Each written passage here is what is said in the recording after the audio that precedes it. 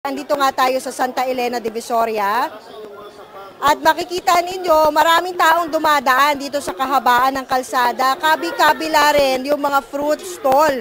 Pero mangilan-ngilan lang sa kanila yung talagang tumitigil para mamili ng prutas o yung mga bilog na prutas na sinasabing pampaswerte sa pagpasok ng bagong taon. Kanina, Jovi, Chiki, Mase, naglibot-libot tayo, tinanong natin yung mga nagtitinda, matumal pa raw yung bentahan nila ngayon kumpara noong nakaraang December 26, 2023 na talagang hataw na hataw ang kita nila.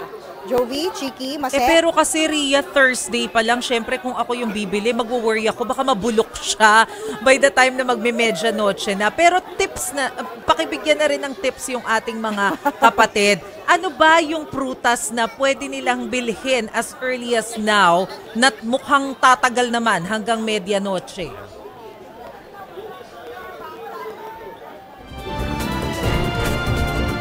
Yung mga usual, no? Mansanas, peras, orange, o kaya yung parang sun-kissed, poncan, pwede yan, no? Kaya pa yung mag-last until 5 days hanggang sa medianoche, no?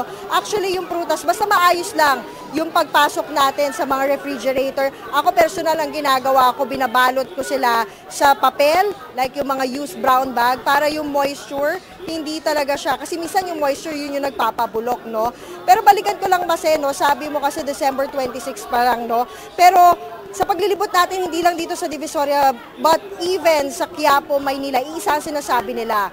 Compared in the previous years, most especially last year, kasi doon mas nagluwag after pandemic, talagang paldo-paldo yung kita nila. Ramdam na ramdam nilang nagpasko yung mga mamimili. Pero ngayon, talaga napapansin nila kung makakatipid daw yung mamimili, lahat ng paghingi ng discount ay hinihingi. So ramdam daw, may isa ako nakausap, ang description niya talagang may crisis daw.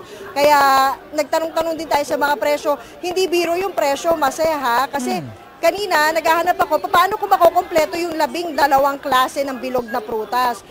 It's a mix of yung common fruit, meron din yung talagang mga imported na hindi naman usual natin kinakain, gaya ng mga cherry, persimmon, dragon fruit, hindi masyado yan dito pagka mga ganitong panahon or pagka mga ordinaryong panahon. So suma total, kailangan ng isang Pilipino dito sa Divisoria kung mamimili ng at least 3,500 pesos para makumpleto nila yung 12 kinds ng bilog na prutas. Napakamahal. Anong popular na fruits ngayon, Ria?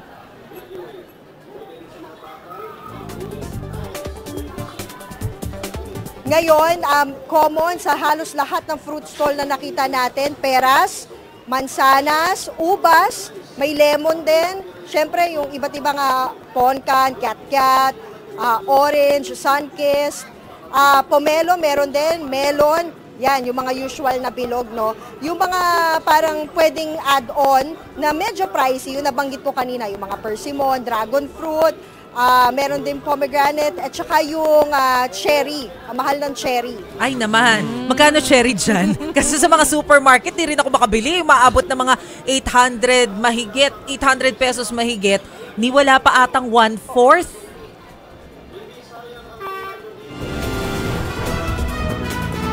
Okay, 1/4.